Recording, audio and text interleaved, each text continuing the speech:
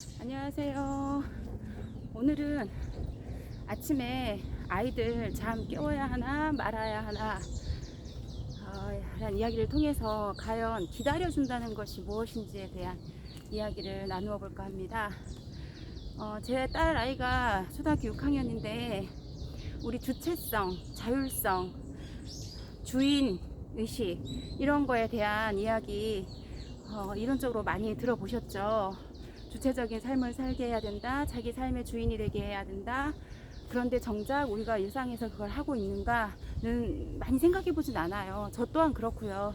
예를 들면 학교 갈 때 아이를 깨워서 학교를 보내죠. 그런데 학교 가는 주인은 아이잖아요. 그러면 일어나는 것도 아이여야 하고 가방을 챙기고 옷을 입고 준비하는 것도 아이여야 해요.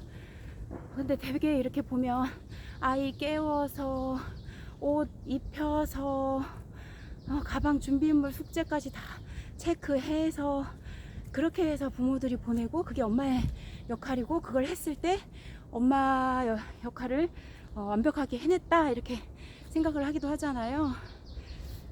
저는 그게 이론적으로는 그게 아니다.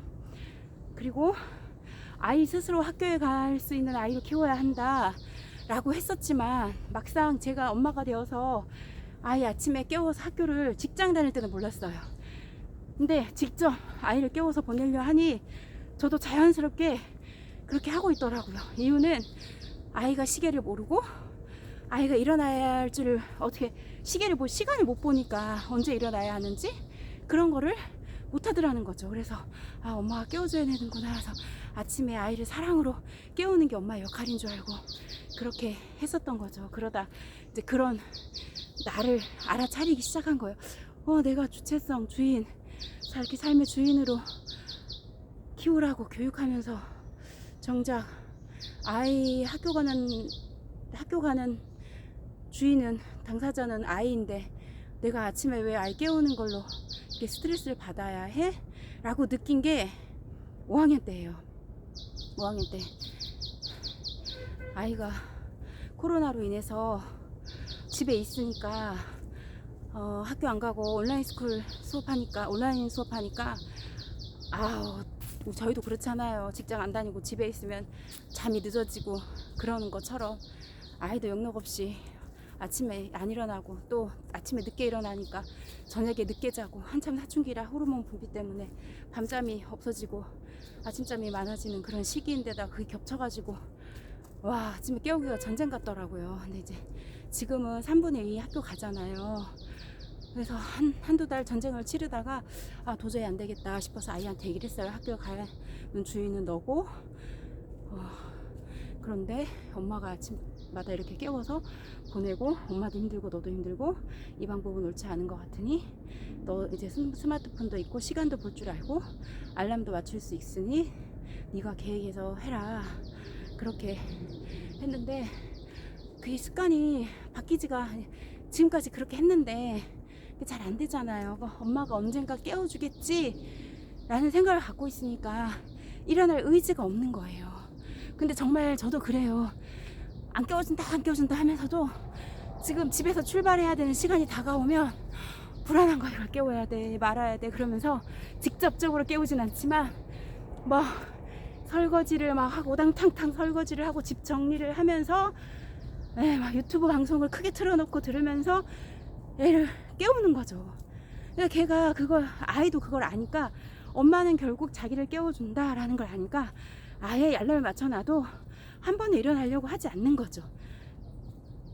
그래서 진짜 기다림이 아이가 스스로 자기 아침을 일어나게 참고 기다려준다는 것이 이렇게 힘든 거구나. 부모의 기다림이 정말 힘든 거구나. 그런 생각을 하게 됐지만 그래도 엄마가 한번 그렇게 생각을 했기 때문에 그게 맞다고 생각하기 때문에 깨워줄 수는 없겠더라고요. 그래서 한번 지각하고 선생님께 전화 받고 벌떡 일어나서 9시 반에 깨어서 10시에 학교를 갔지요. 그래서 반성문을 5분 지각할 때마다 한 장씩 쓰는데 그러니 몇 장, 18장을 써야 된다고 하더라고요. 그래서 18장 반성문을 쓰고 그러면 정신을 차릴 줄 알았습니다. 그 다음날 또 늘어지게 잠을 자는 거죠. 근데 다행히도 그때 친구가 7시 30분에 띵동 초인종을 울려서 놀라서 깨서 학교를 갔습니다.